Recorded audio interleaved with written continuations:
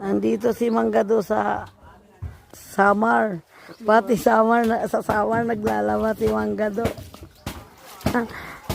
Nasaan yung mga ano? Ayan.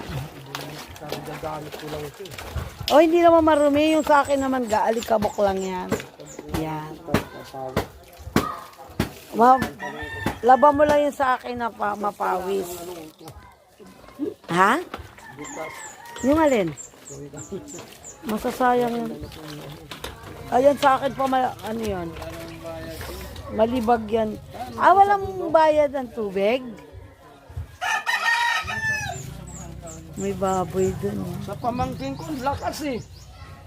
Hindi nga pwedeng hinsara eh. Sinasabog kabit yun ng ganyan kalaki na huso. Dito kasi nadidivide na yan bawat bahay. Minsan talo nga sa akin yun eh. Sinasara ko.